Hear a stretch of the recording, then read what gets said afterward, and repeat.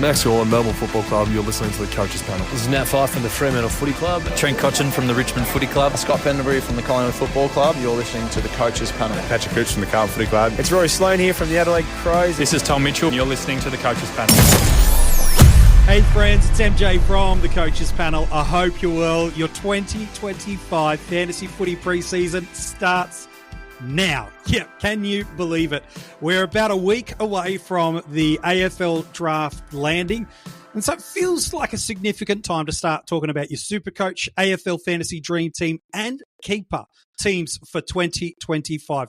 Historically, about a week, give or take a few days, the positions for the upcoming fantasy season drop after the AFL draft. So we thought we'd jump on and we would start talking about some potential positional changes that we will see heading into 2025. It's been a minute since we had this man's dulcet tones on a Coaches Panel podcast. If you've been watching some of our trade or listening to our trade reviews, you definitely realize I needed a buddy. MiniMonk, it's nice to see you. Nice to hear from you. And look, we could see some big fantasy positional changes as we get ready for 2025, couldn't we? We really could. I mean, most people are expecting it in the forward line. There's a lot of relevant players up there, as there tends to be at this time of year, where we're like, oh boy, we're really losing a lot of stock here. Who's going to fill in to replace them? And we start to get nervous about that. But, you know, there'll be people that will come, but there's other lines that we've also got to focus on in the whole summation of this whole thing. So we're going to use AFL fantasy averages as the conversation piece around our top tiering and looking at players. It's not because SuperCoach is irrelevant to us. It's just we're not going to clip across platform and scoring. Ultimately, the starting squads and year-round squads are the same across all of our salary cap formats. So too for the keeper draft platform as well. There was a lot of talk, MiniMonk, this time last year across the community where we knew we were losing all of our top tier forwards, and there was a lot of fear that who was going to come and help us. Well, thankfully, there were some pretty decent options yet again for us this year. But just using AFL fantasy averages as a guideline, 5 of the top 10 forwards from 2024, I think, are losing forward status, that being Heaney, that being Flanders, that being Zorko, that being Caldwell, and a Joe Danaher retirement. It's not looking pretty early days. It's definitely nothing to be panicked about because I think there's still some good options for us. But the top of the tree gets a little bit thin yet again for us, doesn't it? When your top 3 ranked forwards, based on average going into next year, are likely to be Dylan Moore, Brian Myers, and Jeremy Cameron, it's getting a bit interesting as to where you're going to go for premium options. Now, we said that about this time last year as well. And then 3 months later, we had Heaney pop his head up and be a legitimate starting option for most teams. People started to get interested in Caldwell. People had Fisher in their teams. These players will rock up, but it does make the conversation very interesting, particularly for drafting as well, because when everyone's going to be faced with a significant amount of uncertainty as to not only where you're going to rank these players, but also what you expect them to average, that gets very fun. So Zorko losing mid-forward status, just flatline defender. I don't hear too many disagreements on that one.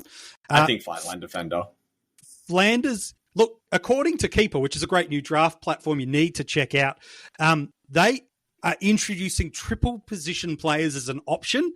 And in chatting with Ryan, the developer of Keeper, he said, Flanders actually would have qualified for a triple positional allocation last year, whether or not you want to use TPP as an option, but he's not going to be mid-forward for us next year. Did he do enough to maintain or gain a dual position as a defender mid, or do you just think he's a plain mid for us next year? I think he'll be a defender mid. I think a lot of the early parts of the season, he was playing as a pure out-and-out defender, and then towards the back end, they did experiment with him as a fourth type of midfielder in that mix. And, you know, the season in entirety is going to be weighted evenly, so I think that he will do enough to keep that defender status alongside his midfield status. Yeah, Caldwell's going to be pure mid. He did have some hybrid half-forward roles to kind of start the year, but really that wasn't so much of the case.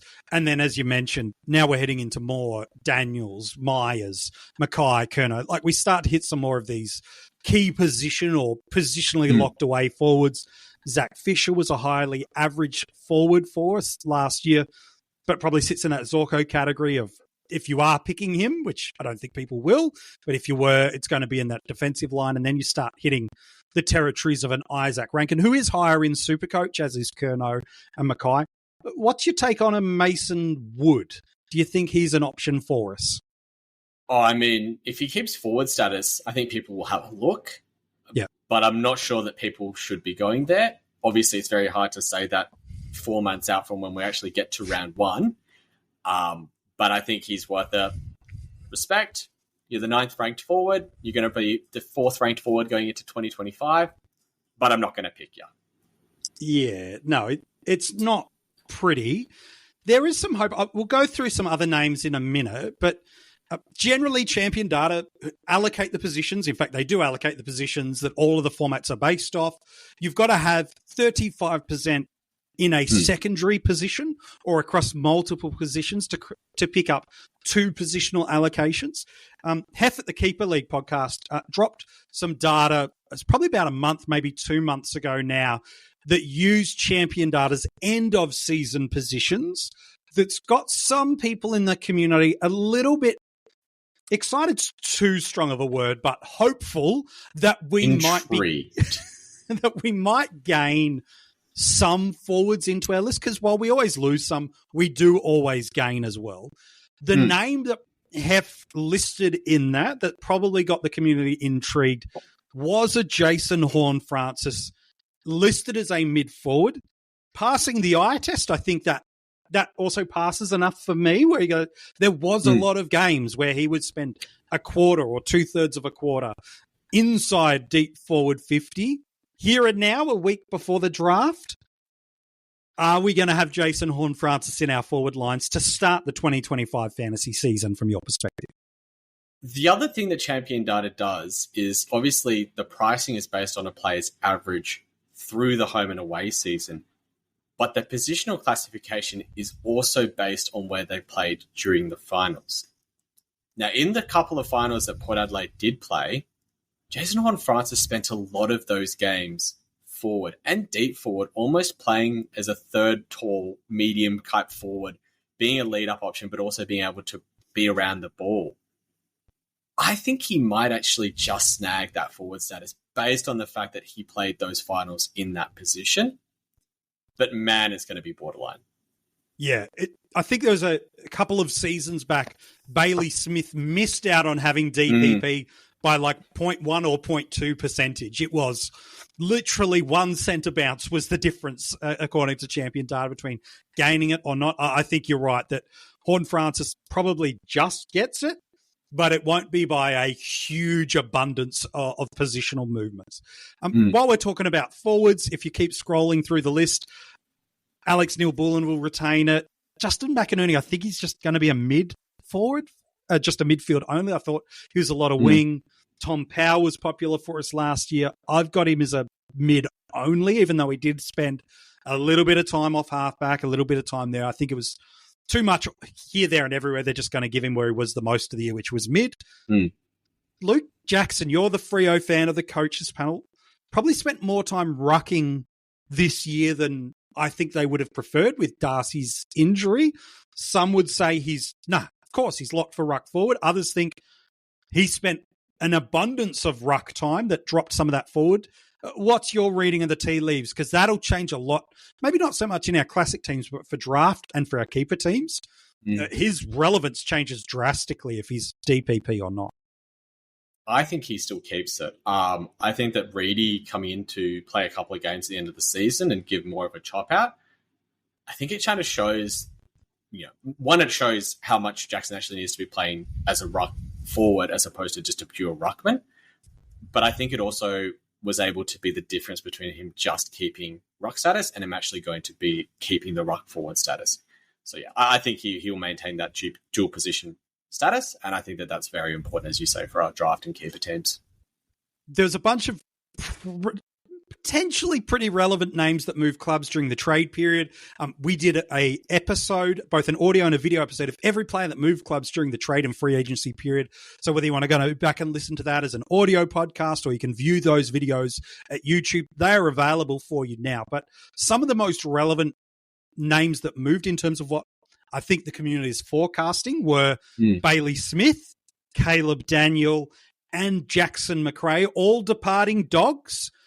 All had mid-forward status by the end of the 2024 season. One of them didn't play at all. Are you expecting all three of those guys in their new clubs to also walk into the season with mid-forward status still intact? I mean, based on historical precedent, Bailey Smith will retain mid-forward status, having not played a game. I think he's going to be one that we're going to be talking about through a lot of the preseason, and for good reason. I'll leave it for you to decide when we're going to be talking about him. The other two are a bit more interesting. I think that they both will maintain the mid-forward status, but it will be very interesting to see what Champion Data does with them. I think if there's one that's going to retain it more than the other, it's going to be Jack McRae. I think he's the more likely of the two to keep the forward status. Yep, that makes sense. Speaking of McRae, a new teammate of his, not new because of their movement, but because of Jack's movement, is Mateus Philippou. A lot of the community loved the value he projected for us and offered for us when he did play in those kind of last 6-7 games of the year. Is he was heavy mid in those games, let's not lie. But is he done enough to keep mid-forward status, or is he one of those ones that we might be disappointed by and just having midfield status only in your eyes? The coaches who bought into him late on in the season will remember that he actually got injured for a big chunk of that period when he started to move into the midfield and missed, I think, 4 games as a result of that. We might be blessed as coaches that because of that injury, he'll keep the mid-forward status. And I would say that he keeps it. I don't think he'll be a pure mid. I think he'll still be a mid-forward. But this might be the last year he keeps it for a while.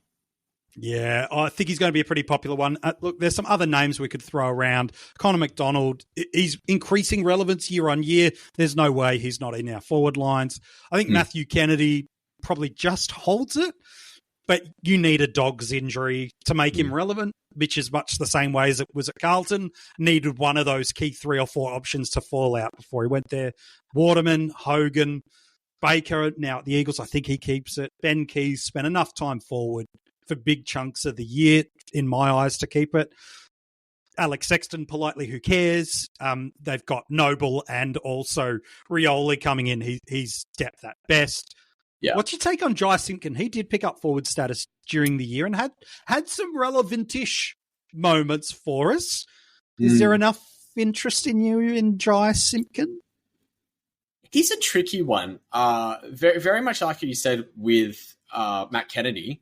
He needs something to go his way for him to be able to get the pure midfield role. But unlike Matt Kennedy, he's not going to be made sub and he's not going to be dropped out of the 22.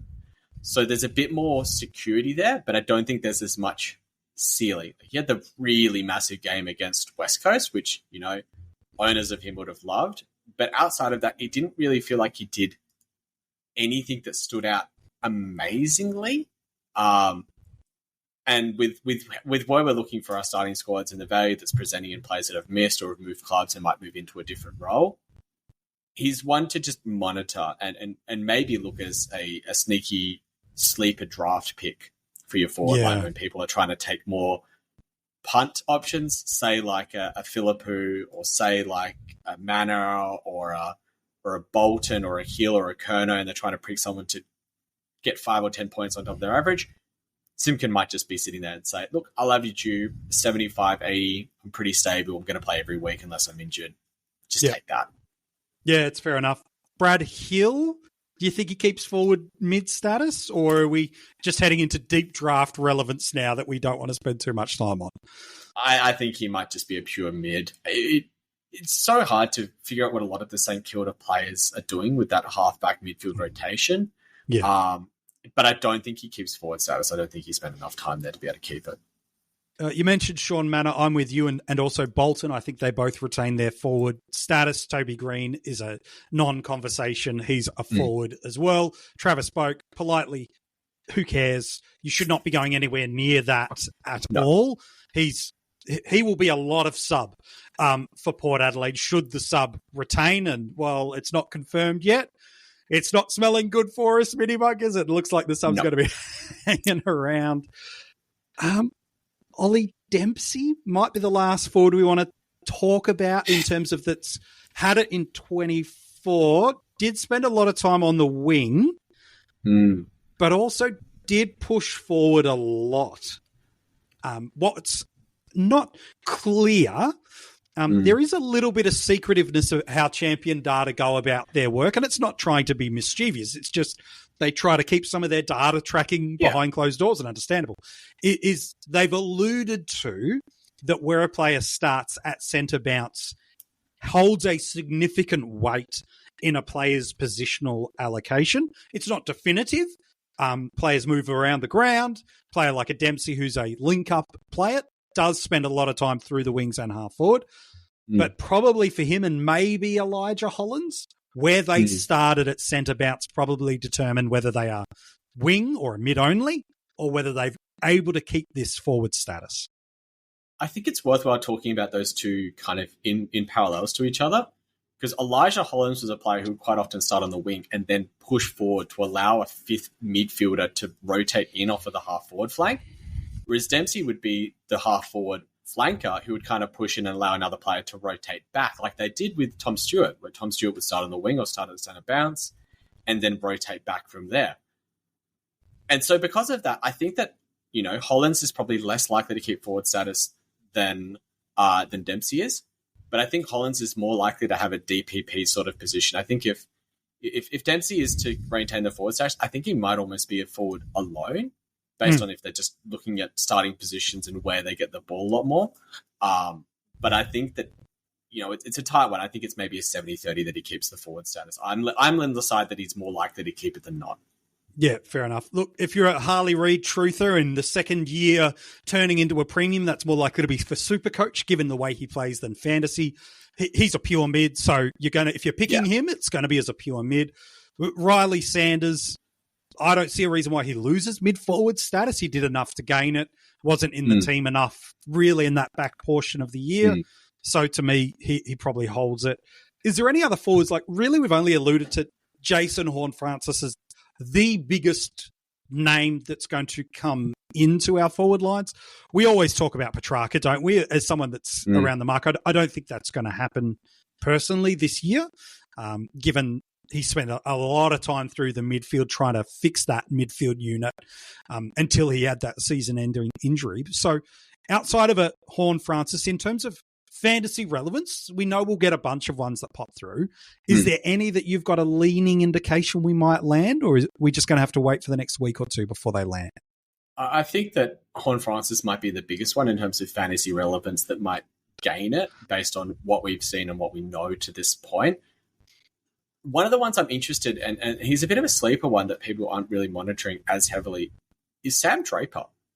Yeah. I'm interested to see whether he maintains the ruck forward status, because if he does and Goldstein gets pushed a bit more to the wayside, we saw in the back half of the season, especially in SuperCoach, he did have a fairly clear path to scoring.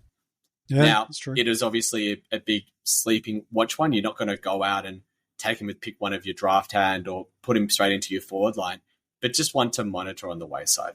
Yeah, I think that's a fair shout too. Let's head to the back line then in terms of the departures. You've already mentioned a couple of potential gains too. You've got Zorko as a certainty to gain it. A high probability of Flanders, maybe not as certain as Zorko, but a high probability. At the top of the tree in our AFL fantasy-based averages, and right far at the top too in SuperCoach, is a Harry Sheezel. At the halfway mark of the year, it was no question he was still going to maintain defensive status next year. But he did spend a big chunk of the back half of the season as a midfielder, and at times even starting at half forward and then moving into the midfield. Is he losing defensive status? Because if he does, I think he's still relevant, but he could be huge for us as in many people's eyes, the best defensive option next year, should he maintain it. So let's back you in. Sheasel going to have defensive status for us, whether it's DPP or not. Is he a defender for us in your eyes next year? In a word, yes. Yeah. We've got to remember that the threshold, it's high, but it's only 35%. Like if you're spending just under half your time playing off of half back and the other half is playing in the midfield, you're going to meet it. And if you do that for half the games, the back half of the season, and the other half of the games at the start of the season, you're playing basically as a pure defender, well, then you're more likely to just be a pure defender than you are to be a defender mid anyways. So I think that he's more than likely to keep defender status, but I think he will be DPP. Yeah, I think that's a fair shout. And you mentioned this idea of a season's a long time. About a week or so ago, Fantasy Freako put a tweet out about Rory Laird's seasonal splits and got people quite excited that we could be getting a grade historically, maybe not recently, but a historically A grade premium mid in the backline. But between rounds 1 to 20, which is a lot of the season, just the 7% defensive positional allocation, 87 mid, and rounds 21 to 24, it was 94% defender and just 6% mid. That handful of games is not enough in my eyes, even though it is a heavy percentage split, to tip the balance of power into DPP. We'll take it if they want to give it to us, let's be honest, but I think it's more a forecasting of, okay, at round 6, should that be the marker where AFL Fantasy SuperCoach and Dream Team put theirs? Or if you're drafting on keeper, they're going off a 3-round positional allocation. So post round 3, okay, maybe he's an early season DPP watch. But I think you bring up that great point around Sheasel and the totality of a season. We do need to factor that. Otherwise, we do get swayed by 1 or 2 late moments in a year and not thinking about the year in total. Yeah. So, and with someone like Laird, he's not going to be the same similar sort of ideas to what we had with Martin and Holmes. Yes, he'll be a relevant player. Yes, if he plays the same way as he did at the end of this year, he will pick up DPP. But just be careful to not put him into the same category and say, midfielder going back into defense, picking up DPP, he's one to go for. Just temper your expectations a little bit. He's playing there for a different reason compared to what Martin and Holmes have done. Maybe we should talk about those two guys, because Lachie Whitfield, again, is right near the top of the tree. There's not a world where he's not a pure defender. You could say the same for a Nick Newman and a Nazaya Wanganeen-Millerer. I think there's no conversation to be had. They're straight defensive positions that they've exited 2024 with. They will arrive into the preseason of 2025 with that as well. Nick Martin caught my eye. The moment you mentioned him, I'm like, oh, that's interesting, because started last year as a mid, exclusively defender for probably the first 6 weeks of the year, picks up DPP. It's why many people got him, not just because there's a scoring in the role, but we needed that option down back. And then there were just flirting moments throughout the year. Annoying if you're an owner of him, depending on the format you're in, where he'd go forward for a quarter or two to provide a goal-scoring options. And then other games, he'd spend a lot of time hanging off that wing, whether he was starting there or not. It's hard sometimes without going back and watching the game based on camera angles. You don't actually get to see the full center square, so sometimes you don't see the wings exactly, and you certainly don't see who's starting at a flank at either end of the ground. So unless you're at the ground, we do have a lacking of data tracking still to some extent there. But what's your take on Nick Martin? Because if someone said to me, he's a pure defender, I'd go, I see that. If someone said to me, he's a defender mid, I'd go, I could see that. He's a defender forward. Probably less likely, but it's still in the realms of probability. He's one of those guys that, honestly, whatever positional allocation he gets, I'd be like, I see how Champion Data gave us that, because he was a little bit of here, there, and everywhere last year. I think he's actually more likely than not to just be the pure defender. And it's because a lot of that secondary time for him wasn't just at, say, the wing or at half forward. He kind of rotated between the both of them. And it really just depended on the game that he was playing. He'd be half forward and then he would spend the rest of the game down at half back and then go half forward for half a quarter as well. And you never knew where to look for him when he came off his bench rotation. You're kind of just like, all right, where's he going to rock up this time? And so because of that, you just go by the majority position allocations. Think, he spent 70% of his time in defense, 60% of the time is in defense. The other 20s are in forward and other 20% in midfield. It's just going to end up coming out of the wash as a pure defender. But in saying that, he's definitely another one that could pick up DPP very early on in the season, depending on what happens around him. My dad works in B2B marketing. He came by my school for career day and said he was a big ROAS man. Then he told everyone how much he loved calculating his return on ad spend. My friends still laugh at me to this day. Not everyone gets B2B, but with LinkedIn, you'll be able to reach people who do. Get a $100 credit on your next ad campaign. Go to linkedin.com/campaign to claim your credit. That's linkedin.com/campaign. Terms and conditions apply. LinkedIn, the place to be, to be. So, you want to be a marketer. It's easy. You just have to score a ton of leads and figure out a way to turn them all into customers. Plus, manage a dozen channels, write 1 million blogs, and launch 100 campaigns all at once. When that's done, simply make your socials go viral and bring in record profits. No sweat. Okay, fine. It's a lot of sweat. But with HubSpot's AI-powered marketing tools, launching benchmark-breaking campaigns is easier than ever. Get started at HubSpot.com/marketers. Yeah, Essendon fascinate me about what they're going to do. There's a couple of definitive losing defensive status guys that I think that people are already very aware of, but let's state them. Nick Dacos, we've loved the last couple of years where he's had a defensive eligibility. He was going to be a defender for this year that we've just had was the last one. He's pure mid and probably up until the last year or two of his career, he's going to be a midfielder now for a really long time, especially now with the arrival of Dan Houston. So he's out as a pure mid. Hayden Young, again, a really popular option for us in 24. I could probably count on one hand the amount of times I saw him inside defensive 50 last year. But again, the interesting watch with him is that, especially towards the back end of the season, he did start spending a lot more time forward. Yeah, I was going to ask you about that because maybe we're venturing away from positions, but stuff it, we're here. Let's do that.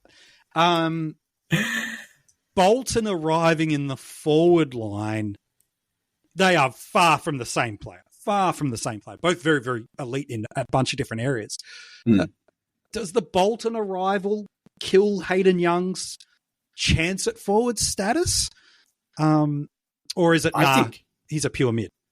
I think it's the other way around. Oh. I think it increases his probability of picking it up during the season. Okay. So someone has to go out of that midfield rotation in order to be able to allow Bolton to get, let's call it 20, 25% of the midfield rotation. And they're going to still want to put players in there like Fife, like Switkowski, potentially experimenting with Jackson. Johnson's going to get a few, depending on what they do with Erasmus. He's going to get a few as well.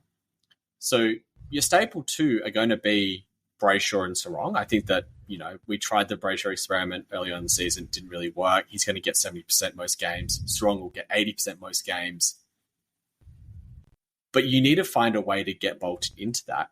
And if you're going to do it, if Hayden Young's going out, you need someone with spark to go in. Bolton's the one with spark compared to the other two. I think there's a world where they rotate and they say, you look, Young, you come off half forward and push into the midfield. Bolton, you come off half forward and push into the midfield every now and then as well. And it just teeters on that edge. Like a Sam Walsh 2 years ago where he was at that 33, 34% mark and almost picked up that forward status. I think that that's like we might see again, but at Fremantle this time. Yeah, that's interesting. I'm very interested to see how that plays out because Young, you look at his year last year and you go, oh, it wasn't quite as good as I thought. But then you look at it in contrast to the players in the position, you go, actually, it was pretty good. And so you throw him as okay, let's keep an eye on this gaining forward status. We just mentioned a few moments ago. 5 of the top 10 in AFL fantasy, based on average, are gone. And we're looking at guys like Philippou, Smith, McRae, Daniel. Should all of those maintain it? We're hoping that these will be our forward line saviours, at least early on. But man, if some of them don't come on either in scoring or in position and are young pops, well, that's an interesting conversation to look at for sure. Dan Houston's defender only. That's happening. Jordan Clark's maintaining that. Jack Sinclair was a defender mid last year. I wouldn't I'd hear a conversation about him losing it, and then I'd pretty quickly shut it down. I think he's a DPP defender mid for me pretty easily. Max Holmes did move into the mid late in the year, but is he in the same category as a Harry Sheasel for you, which was so much halfback early on in the year, and that this midfield role that he did increasingly pick up through centre bounce? Do you just think the damage isn't as significant based on that heavy halfback role, and he'll be a defender mid for us heading into 25? Yeah, I mean, there's over 50% of the games he had less than 40% of CBAs. He's going to probably be a defender mid. Yeah. I think it's safe. Look, if we keep going through the positions, Bailey Dale, defender, I'm happy to hold that. Yo, I think he's losing it for us. He's a mid. He's a pure mid. He's a pure mid. Duggan, I think if you're looking at that outside of your keeper draft platform, you're probably looking at the wrong territories. Ridley, defender. Tom Stewart, though, we know he'll have defensive status. 100%. But will he have a secondary position in your eyes, MiniMonk? I think he will. I think he'll also be defender mid. Yeah, wow. That's an interesting one. It doesn't add to the relevance, but it does add to some versatility, certainly in drafts. And again, he's basically been a flatline 100 guy for the most part of his career across the formats when you throw them all in together. So a little bit more in SuperCoach, but that could be interesting. Sicily's a defender. He's not going to pick up forward status at the start of the year. It was, let's be honest, it was a handful of quarters over the year that were very notable, but it weren't defining in a position. But I think you read the tea leaves of who they've got in. Sicily's their best intercepting defender, but he's also their best option to go forward of those mark options. So we'll wait and see. Amon loses the midfield status. I think he's a defender. Yeah. Ed Richards, I know some are hoping that there's enough data that, much like Sheasel and Holmes, that we've said did spend a lot of time defence, they should keep it. But Richards, it was probably an earlier in the season move than the others, maybe a little bit closer to Nick Dacos if we're looking for a positional flick of the switch to be more mid. Is there a world you see Ed Richards keeping that status for us? There's a world where he's a defender mid, but it's a really weird one because we talked about it before with someone like Hollins or Dempsey where they kind of float between a lot of different positions. When he wasn't playing midfield in the second half of the season, so when he was playing midfield in the second half of the season, if he wasn't at CBA, he was kind of in other positions forward of the ground, like on the wing or of half forward. He didn't really go back into that half back line as much. And so there's very much a world where he's either just defender mid and there's a world where he's mid only. But I think those are the only two where I can see him being. Yeah, that's fair enough. Salem, he's always finds a way to keep defensive status, so I think he's sitting in that mix happily for me. Zach Fisher, we've talked about. Jack Crisp gained defensive status and then lost some centre bounce. Collingwood's midfield did look really different last year compared to what I think they would have liked it to be, with De Goey and Mitchell both out of the side a lot. Obviously, Tom's significantly older than some of the others. He feels like a really hard one for me to place, that I don't feel confident making a call either way. I'm happy to make one, but I'm not, all chips in, metaphorically speaking, on a positional call for Jack. Are you a bit more confident with where you think he will land? I will say that he will be a midfielder and that round 6 he'll be a defender midfielder. Yep. I'll hear that. I think that's fair. Jaden Short's a mid only. Colby McKercher. I think he's I think there's a chance he still gets enough of mid, but I think he'll be a pure defender, Colby McKercher, to me.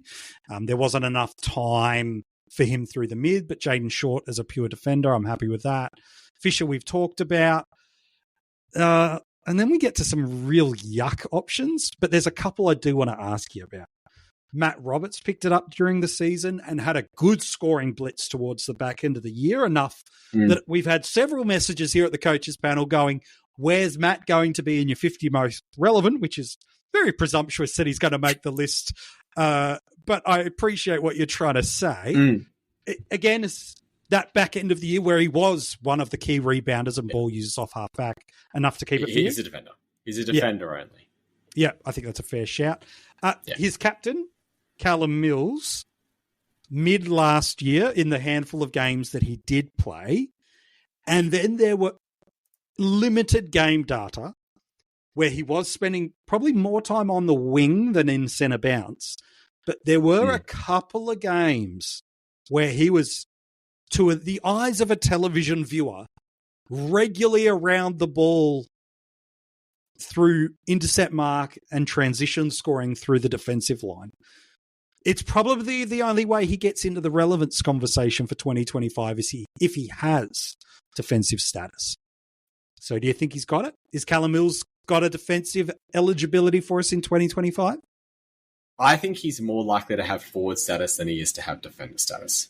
Okay, that is cats amongst the pigeons for people. Why is that? Because I don't know too many people have thought about that. I just don't think that he's likely to pick up defender status full stop, and I don't think he's likely to pick up forward status, but I just think it's more likely that he's forward than he is a defender. The balance of probabilities, I'm here for it. Who else might gain defensive status in your eyes? Like, maybe it's more looking towards some of our mids that we might land that you go, okay, there's a world where this kind of pops. Because now, if we were to just base it on average, we are heading into dark territories that nobody outside of rounds 15 and 16 on draft day wants to acknowledge that they're looking at all, let alone for their classic team. We know we will get some relevant names in the draft. And we know there are some that already have defensive status that we've got an eye on. But is there any big gains that you feel like is going to be coming our way? It doesn't seem like forward lines, we go, okay, Horton-Francis, we're pretty confident. If he doesn't get it, he'll just miss it. Whereas in the defensive line, it doesn't feel like there's any that we go, yep, they'll get it or they'll just miss it at that same upper echelon, is there? Yeah, I don't think that there's anyone that doesn't already have it that I expect to be getting it when the positions come out. Obviously, we can forecast with players like Laird, even maybe Mills. I'm sure there's a few others where we say they're probably going to pick it up during the year. But I don't know if there's anyone that's just going to start off and come straight in and be like, oh, this was a defender. I didn't see that coming, but nice. Maybe I'll have to consider them now. Yeah, it's more likely to be the guys that hold that status that you're like, I wasn't sure if they'd hold it. So the Holmes types that will hold it, the Sheasel types that will hold it, those I think will be the more likely, oh, okay, that's good. I wasn't sure if that was going to land my way rather than, oh, I didn't expect to see Jordan Dawson back as a defender kind of thing. I don't think we're getting any of those big bullish top-line names that are going to sit there. I'm with you on that. It's going to be an interesting year ahead, though, Mini, that is for sure, for positions and what moves. It's going to be a very interesting one. Very much so. All right, well, so there you go. That's our first thoughts at looking through some of the positions from a fantasy football perspective. Like I said, this is out, well, chance you're watching or listening to this ahead of the AFL draft. And then once the draft hits on that Friday, once the rookie draft is done, really at any point from then on in, positions could be sent out from champion data to the platforms. And historically, it's anywhere, as I said at the top of the episode, it's around that 7-day marker as the normative with a couple of days either side. About 2 years ago, it was closer to 10 days. 12 months ago, it was about 3 or 4 days after all the drafts wrap up. So I think it's first round is on a Wednesday night. Rookie draft is the Friday. If I was to have a guesstimate, I'd say the Monday after the draft would be the earliest we're getting positions. And then if you're curious about what the usual time frame is from there, generally within about 2 weeks, once the positions are out and in market, we start to get some price leaks from SuperCoach and Dream Team. Last year, AFL Fantasy got the platform out and open around about mid-December, at about the same sort of time that the team pickers for SuperCoach and Dream Team landed before the format publicly opened of SuperCoach and Dream Team in the middle portion of January. So the good news is we should be hitting mid-December with positions known and a good chunk of prices known, and potentially all three of the formats open if you've done some kind of assistant coach subscribing, should AFL Fantasy land where I forecast they do, which is opening before Christmas, which has always been their aim. And most of the time they get there, which is fantastic for us. So it's an interesting off season ahead. We'll do some very early season team reveals, MiniMonk, first thoughts. We will do a positions podcast, and where we realize how wrong we are on a bunch of these. It's not like we're on the record. No one can, use it as a receipt on us, can they? And then January 1, we will get underway with the 50 most relevant. Yet we're back again for, this will be our 9th year of the 50 most relevant, where we put a bunch of players all into a melding pot. We use all the formats so that no matter the format you play, this is a series for you every single day, the first 50 days of your 2025 season, where we talk through a player and their fantasy relevance. They're ranked in an order. And again, it's not like there's receipts, Mini, that people can come back and say, how dare you put that player in there?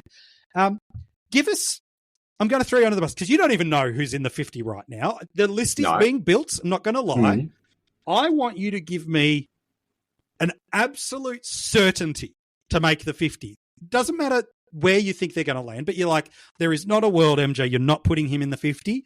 And then just like a harebrained wild, because I like to use the 40s for something a little speculative, something that's a little harebrained that you go, wouldn't shock me if you're crazy enough to put this guy in the 50. So give me something obvious first, and then we'll go a little harebrained. Let's start with a very obvious one. The one you always link to being my namesake, Harry Sheasel, will be in the 50 at some point. Whether he's in the top 10 or if he's in the 30s or somewhere is anyone's guess, but I'm pretty confident he'll be in there. Yeah, if he's not in the 50, I'm in a world of trouble for any kind of I'd say respect. So. Yeah. Now, I think the one that you might be a bit wild with, and I'm going to use someone who's changed clubs over the offseason, but not one who's had as much talk about. Ooh. I think Harry Perryman might sneak his way into the top 50. It's a shout. It's a good shout. How good of a shout? You'll just have to wait and see, but it's a good shout. Everyone's talking Daniel, McRae, Smith. Isaac Cummings getting a little bit more love than his former teammate, but old Harry might just be a good shout. I like that, mate. Hey, it has been a minute since we've had you on the coaches panel. We love having you part of the team, and looking forward as we're just starting to get the gears warm for the 2025 season. The draft is not far away. The formats are getting positions ready, and we can't wait to be back chatting fantasy footy for 2025 with you again, mate, real soon. Been good to have a chat, and let's bring it on. Yeah, looking forward to it. If you're loving this content that you've got from the coaches panel during the off season and now heading into your 2025 preseason, make sure if you haven't already subscribed to us on YouTube, make sure you do that. Follow, turn the notifications on. Every single episode that we drop, there is a video that is accompanying it, and sometimes some exclusive video content only. So make sure you go and check that out. Our audio podcasts are there. Whatever the audio platform you love to listen to, search for the coaches panel. We are there. Give it a 5-star rating and subscribe if you haven't already done so. If you want to find out where all the details to get in touch with us across social media is, all the details for that in the description of this episode. And also there are 2 other great features. One, some brand new coaches panel merch. You've been bugging us for years. Give us some coaches panel merch. Okay, it's there. There's hats, there's hoodies, there's t-shirts, there's preseason notebooks, and a bunch of other stuff that is sitting there. You can go and get that. As well as that, the link in the description also has our Patreon link where you can get access to our Keeper League ranks that we've been doing in the off-season for our Patreons. And you can get in early and get ready to go for some other exclusive content that will be dropping in the 2025 preseason. Yep, that's it. We're calling it. Preseason has officially landed from the coaches panel for 2025. We're excited to do 2025's fantasy football season with you and bring on another episode very, very soon.